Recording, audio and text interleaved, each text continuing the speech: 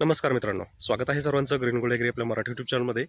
तर मित्रांनो, आजच्या व्हिडिओमध्ये मी तुम्हाला सांगणार आहे की सध्याच्या परिस्थितीमध्ये कोथिंबीर आणि मेथी या दोन पिकांना शेतकऱ्यांना इथून पुढच्या कालावधीमध्ये अडचण जाणवणार आहे. अडचण कसली?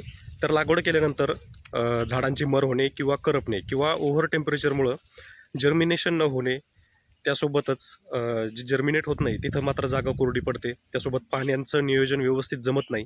मग अशा परिस्थितीत मेथी कोथिंबीर लागवड करायची, पण मग काय नियोजन करायचं आणि कसं करायचं याच्या संबंधित सगळी माहिती आजच्या या व्हिडिओमध्ये मी तुम्हाला देणार आहे.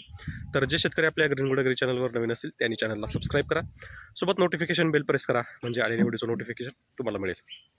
तर मित्रांनो, येणारा पुढचा जो कालावधी आहे हा आता सध्या फेब्रुवारी चालू आहे. पुढच्या महिन्यापासून मार्च, एप्रिल आणि मे या 3 महिन्यामध्ये आपल्याला अतिरिक्त जास्त प्रमाणात हीट पाहायला मिळणार आहे.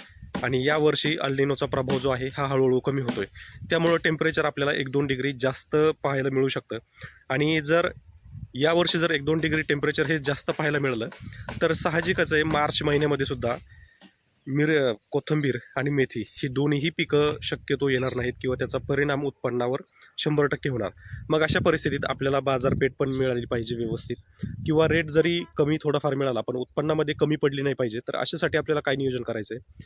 तर सगळ्यात पहिलं, तुमचं कोणतंही पीक असेल, मुख्य पीक, मग ज्यामध्ये तुमचा ऊस असेल किंवा तुमचं इतर पीक असेल, कोणतंही पीक असो, या पिकामध्ये तुम्हाला आंतरपीक म्हणून मेथी आणि कोथिंबीर हे घ्यावं लागणार आहे.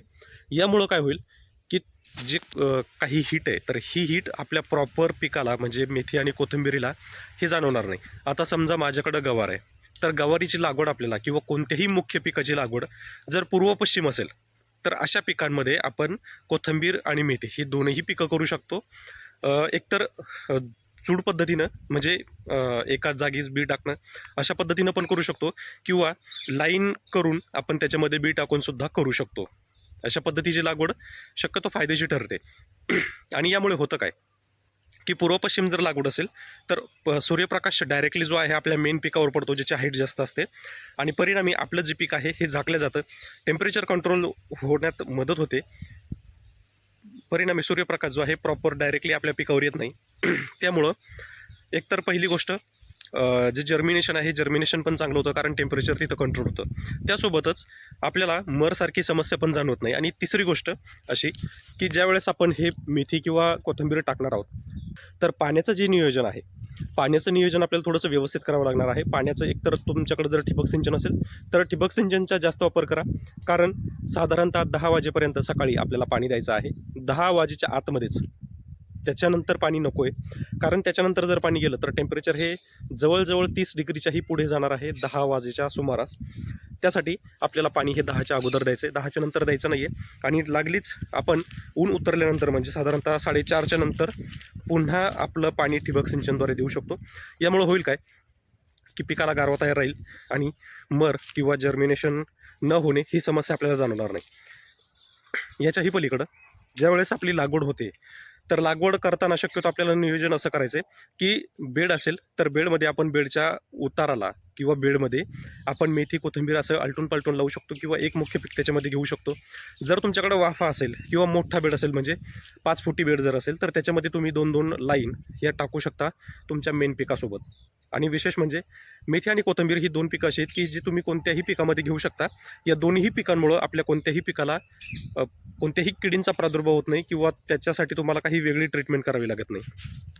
आणि खास करून कालावधी कमी असल्यामुळं आपण मुख्य पीक घेईपर्यंत आपण या दोन्हीही पिकांचा पुरेपूर फायदा घेऊ शकतो. फक्त याच्यामध्ये एकच सांगणं असेल की मार्केट जे आहे, मार्केट हे व्हॉलेटाईल राहणार आहे, कंटिन्युअसली तेजीमध्ये दिसणार नाही आहे. त्यामुळं शक्यतो जास्त लागवड ही टाळा. आणि मेथी आणि कोथिंबीर मी याच्यासाठी तुम्हाला सांगत आहे की कमी कालावधीचं पीक आहे, त्यामुळं शेतकरी जास्तीत जास्त लागवड करणार आहेत, खूप जास्त प्रमाणात त्याची लागवड होणार आहे, त्यामुळं रेट कमी हे पाहायलाच मिळणार आहेत.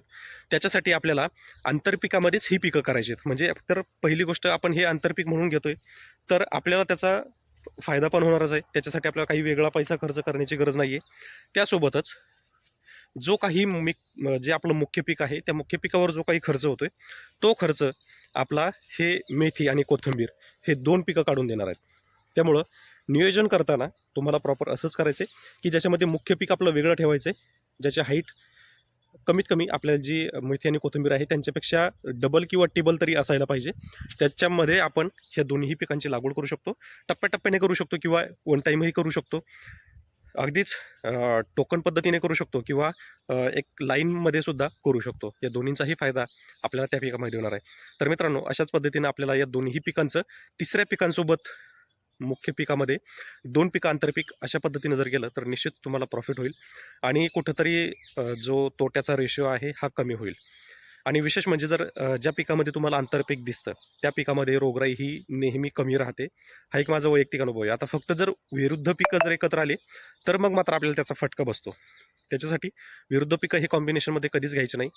याच्यामुळे काय होतं की एकतर खत पण वाढतं, फवारणी पण वाढते आणि रिस्क पण वाढते. त्यामुळे या गोष्टी शक्यतो करू नका. आणि व्हिडिओ जर आवडला असेल तर व्हिडिओला लाईक करा, चॅनलला सबस्क्राईब करा आणि व्हिडिओला शेअर करायला विसरू नका. तसेच तुम्हाला आणखी काय माहिती पाहिजे येणाऱ्या पुढच्या कालावधीनुसार ती मला कमेंट करून सांगा. धन्यवाद.